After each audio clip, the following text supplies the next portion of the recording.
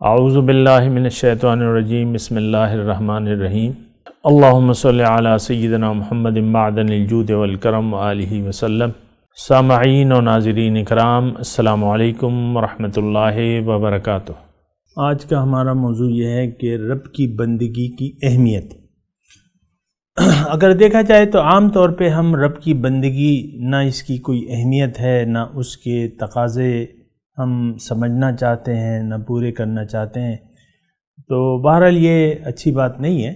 اور رب کی بندگی کی بڑی اہمیت ہے، اور یہ اسی طریقے سے اہمیت ہے کہ آپ یعنی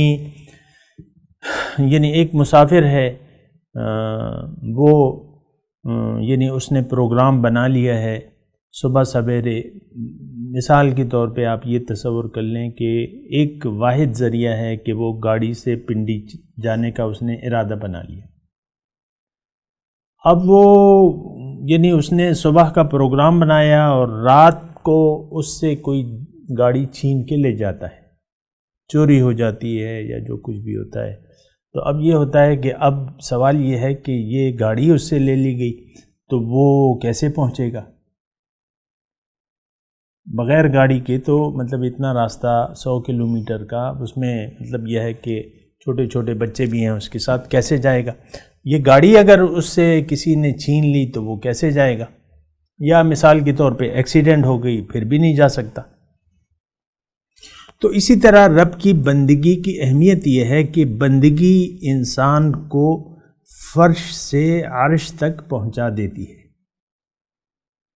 یہ بات ذرا نوٹ کر لیں کہ یہ بندگی جو ہے اس کی اہمیت یہ ہے کہ آپ اللہ کی بندگی کو اختیار کر کے بارگاہ الہی میں پہنچ سکتے ہیں، رب کے قریب ہو سکتے ہیں، رب کو راضی کر سکتے ہیں، رب راضی ہو جائے گا آپ سے۔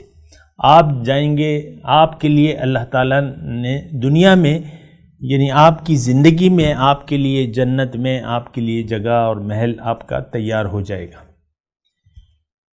تو رب کی بندگی یعنی صرف رب کی بندگی سے، صرف رب کی بندگی اختیار کرنے سے آپ یعنی آپ کو دنیا میں اللہ تعالیٰ ایک بہت اونچا مقام دے دے گا، اور وہ کیا ہوگا؟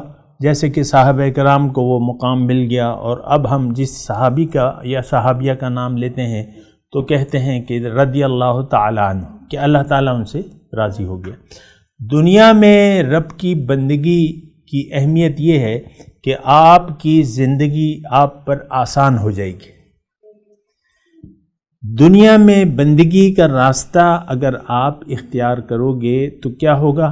آپ کو اللہ تعالیٰ ایک نئی زندگی عنایت فرما دے گا دنیا میں، روحانی۔ یہ کیا ہے؟ روحانی زندگی۔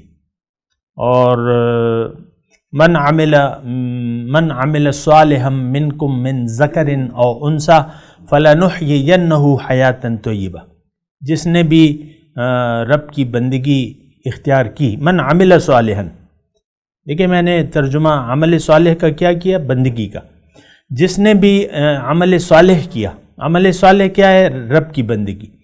تو اللہ تعالیٰ نے فرمایا کہ میں اس کو ایک فَلَنُحْيِيَنَّهُ ایک پاک زندگی، ایک اچھی زندگی اس کو دے دوں گا۔ یعنی آپ کی زندگی میں سکون آ جائے گا، اطمینان آ جائے گا، اور آپ چونکہ رب کے فیصلے پر راضی ہیں تو اللہ تعالیٰ آپ سے راضی ہو جائے گا۔ رضی اللہ تعالی عنہم، یا پھر آپ کو اللہ تعالیٰ دنیا ہی میں ایک ایسا مقام دے گا کہ آپ کو دنیا میں اللہ تعالیٰ جزوی طور پہ جنت مل جائے گی، آپ کو جزوی طور پہ، کیونکہ قلب المومن عرش الرحمن ہے۔ تو جب آپ بندگی اختیار کریں گی اور اس کے راستے پر سفر کریں گی تو آپ کا آئینہ قلب جو ہے صاف ہو جائے گا، اور اس میں رحمان آ جائیں گے، کیونکہ یہ تو رحمان کا گھر ہے۔ تو جب آپ نے بندگی کا راستہ اختیار کر لیا اور اللہ کی رضا پر راضی ہو گئی آپ، تو اللہ تعالیٰ آپ سے راضی ہو جائے گا، اور آپ کا آئینہ قلب جو ہے صاف ہو کے پھر کیا ہوگا؟ وہ چمک جائے گا، اور اس میں یار کی تصویر آ جائے گی۔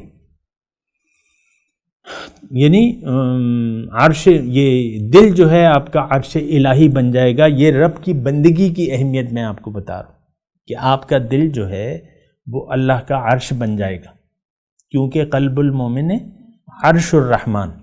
تو یہ بندگی کی اہمیت ہے. اور بہرحال یہ ساری باتیں ہیں، اس پہ آپ نے سوچنا اور غور کرنا ہوگا. وآخر دعوانا ان الحمد للہ رب العالمین. مولاي صل وسلم دائما ابدا على حبيبك خير الخلق كلهم.